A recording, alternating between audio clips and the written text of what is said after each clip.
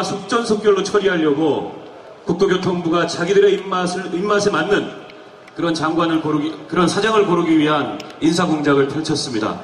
그런데 우리 막아냈습니다. 그렇죠, 여러분?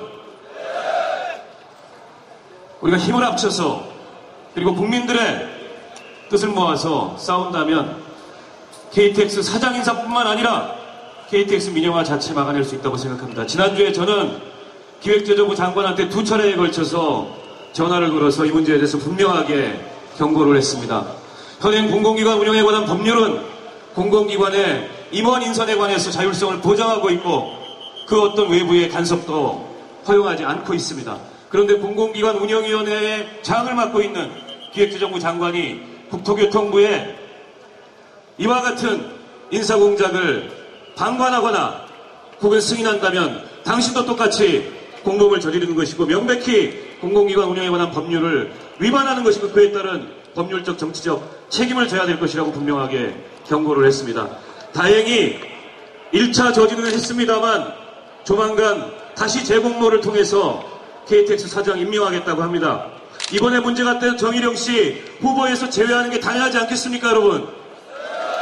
뿐만 아니라 인사공작에 책임을 지고 서승환 국토교통부 장관 즉시 해임하고 그리고 문제가 됐던 김경욱 철도국장 즉시 파면하는 것이 마땅하지 않겠습니까, 여러분? 그래야만 공공기관의 낙하산 인사는 없다고 했던 박근혜 정부의 원칙이 지켜지는 것이라고 생각합니다.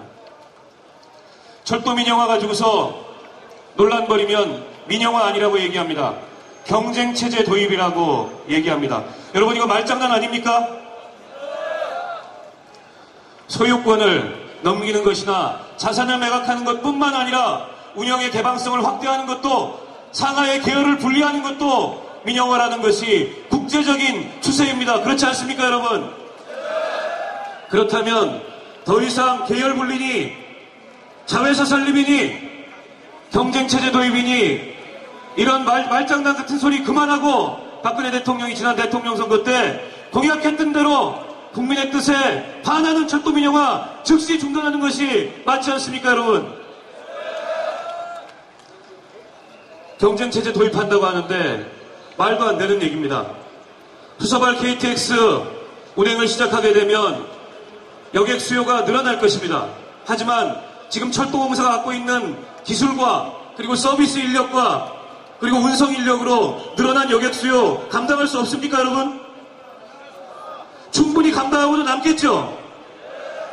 그런데 그것을 경쟁체제라는 명목으로 운영을 이원하게 되면 결국에는 철도공사의 수익성마저 악화되고 그 악화된 수익성을 장차 나아가서 재벌들에게 이익으로 돌려주려는 것이 바로 이 우회 민영화, 꼼수 민영화의 본질 아니겠습니까, 여러분?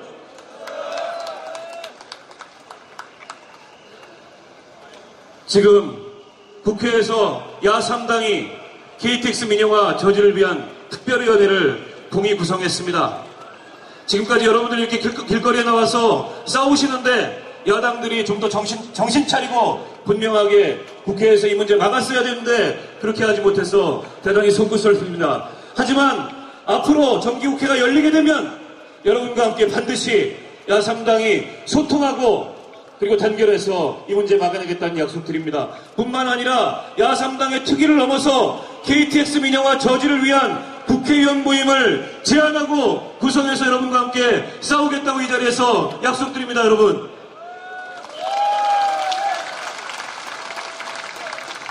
마지막으로 한 가지만 말씀드리겠습니다. 지금 우리 철도노조 파업의 기로에 서 있습니다. 이대로 국토교통부가 민영화 계획을 강행한다면 불가피하게 파업에 돌입하게 돼야 할 그런 상황에 직면할 수 있습니다. 철도가 파업하게 되면 정부 여당과 보수 언론은 또다시 국민의 발을 물모로 철도가 파업을 하고 있다고 선동하고 국민 여론과 우리 철도 노조를 갈라놓기 위해서 골몰할 것입니다. 그런데 여러분, 우리가 누구를 위해서 싸우고 있습니까? 우리 자신들만을 위해 싸우고 있습니까? 국민의 재산과 국민의 안전을 지키기 위해서 싸우고 있는 건 아닙니까, 여러분? 그렇다면 그런 거짓 선동에 결코 주눅들 것이 없습니다. 여러분이 파업을 한다면 저희 정의당은 여러분 파업 대열에 가장 앞에 앉아서 여러분의 파업을 엄호하고 반드시 철도 민영화 막아내겠습니다. 고맙습니다.